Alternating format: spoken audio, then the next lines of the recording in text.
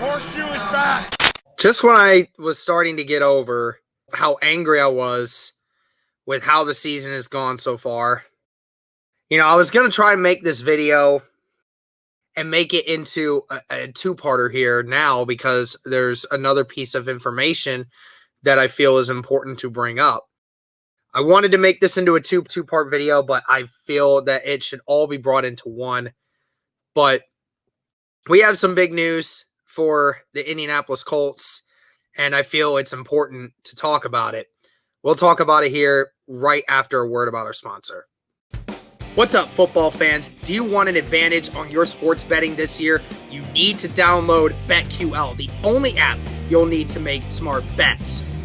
Their computer model scans hundreds of thousands of bets every year to give you the best bet recommendation for every game across all major sports. Their model covers everything from spreads, over-unders, to player prop bets. If you don't want to use their model and use your own research, that's fine. They can help you with your researching needs. There's sharp data to know who the pros are backing, the line movement so you can jump on betting opportunities in real time, team summaries highlighting previous success and over-unders and spreads, and team lineup, breaking news, and injury status updates. Plus, you can save all your picks in one place to track your success on leaderboards and rankings. Head to the App Store or Google Play now to download BetQL. You can also head to try.betql.co/juice to get started. Enter the discount code JUICE for a 25% off any of their subscription offerings. Find all this information here in the description, and make sure to check out their BetMGM in the description to receive a free year of BetQL. No subscription statuses, nothing. Also, check out their sportsbook offer pages if you live in an eligible state for free offers upon signing up. Don't miss out on the chance to beat your sportsbooks this football season. Okay, so news out of Indianapolis today. And a lot of you were in my live stream when we were facing the Titans, and you said, wow, where's Marlon Mack? I've been saying that same thing. He was a healthy scratch for the game Sunday, and obviously has had a combined 5 carries in the first 3 weeks of the season. Well, now we know why Marlon Mack was not playing in Week 3's game, and that is because apparently both sides have mutually agreed to seek a trade. Okay, so I think a lot of Colts Nation was preparing for this moment. We mentioned it a lot in the offseason. We said, signing him in free agency would be a smart idea because you could give him time to play, show his worth, and then when you wanted to trade him and keep Jordan Wilkins on the roster, you could then maybe up your trade value for Marlon Mack, right?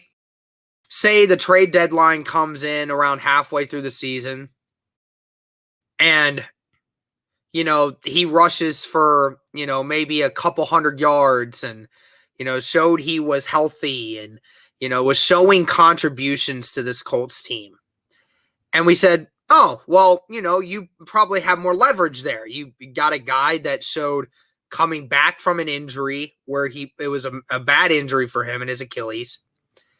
And you said, okay, we can leverage that more now because the guy's shown he can do what you want him to do.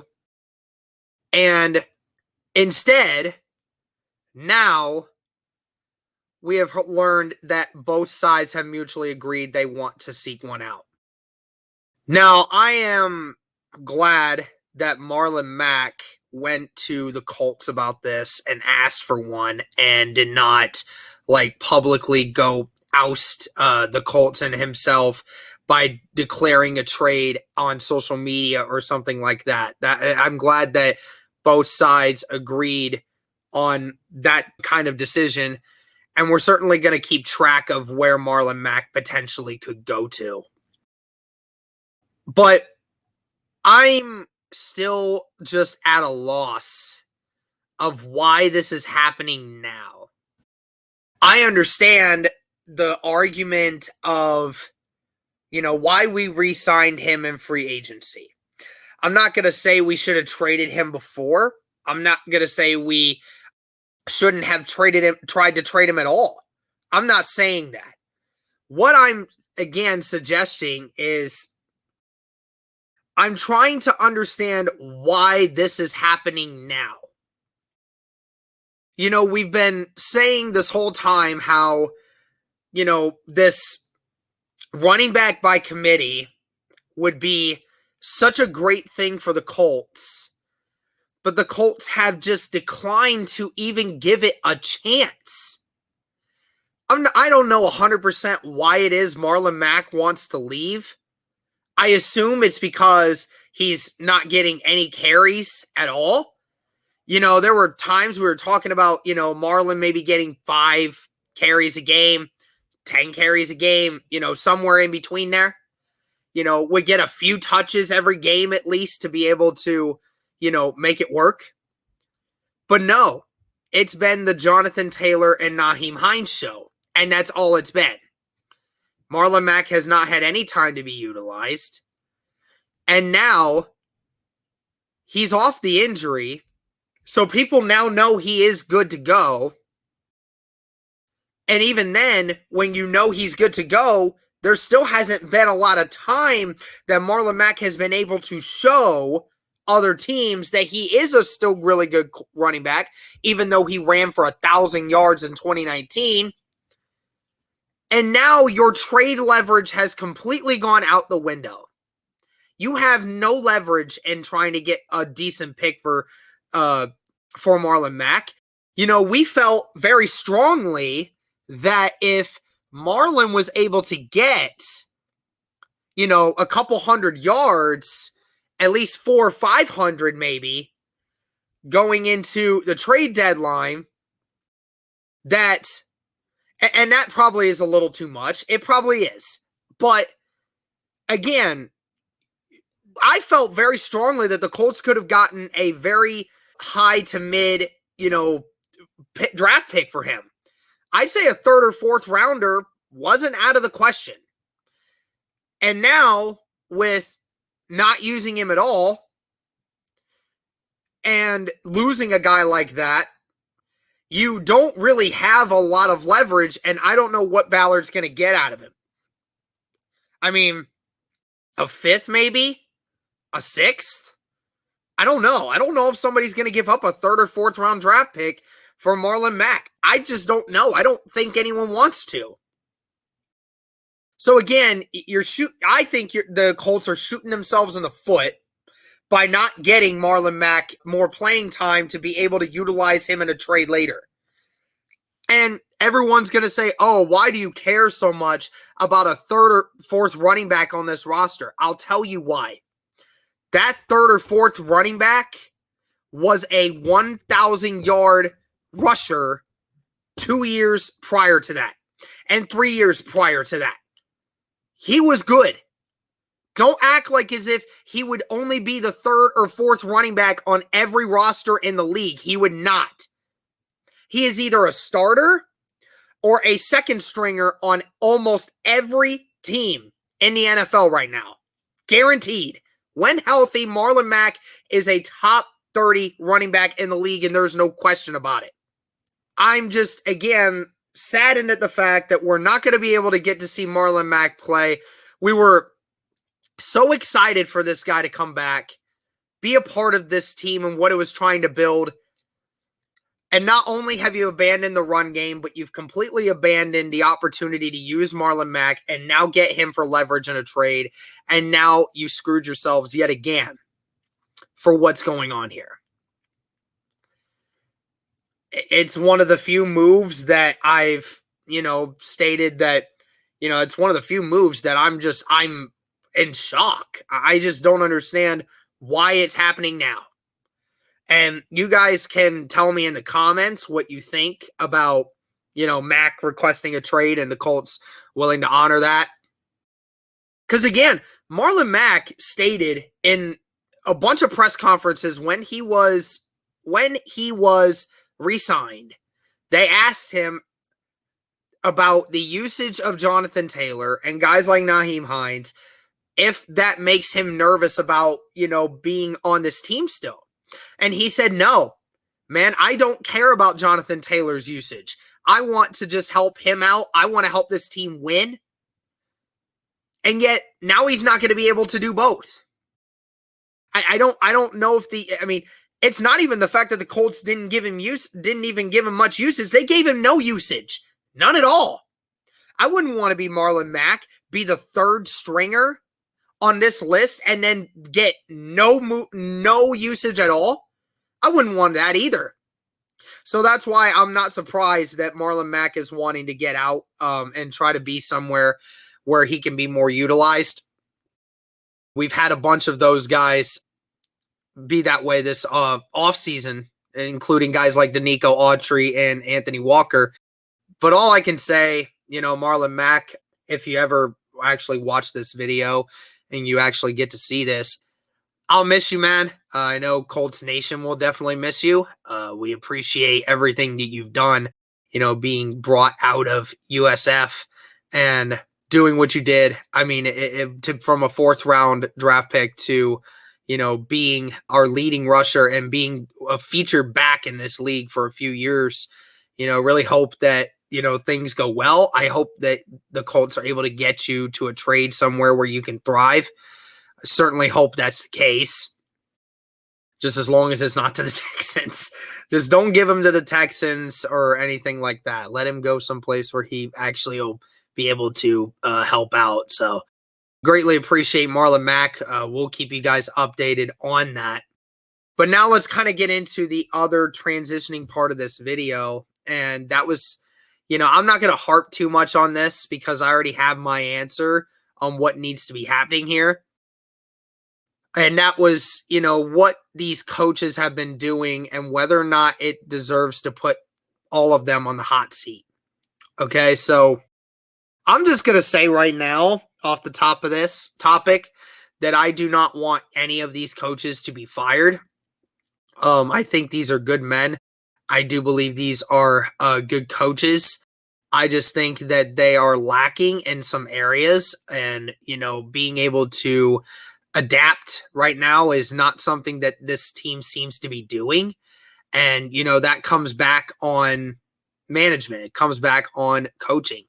So I need to figure out how to make this work. And, we could talk about each guy individually. You talk about Matt Eberflus and what this defense has looked like.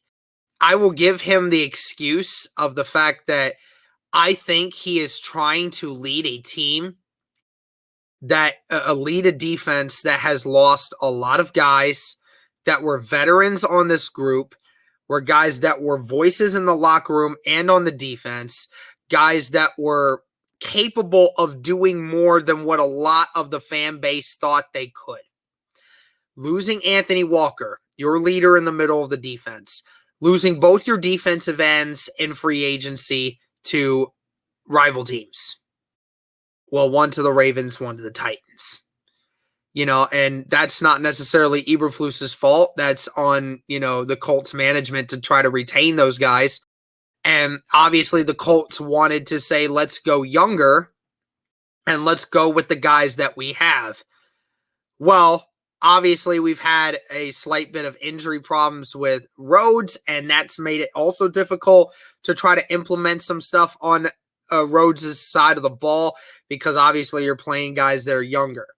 And, that's where the Colts have struck themselves in the foot, at least for the short term, is that there is a lot of new faces, a lot of young, inexperienced guys on this team so far, and it's got to get better.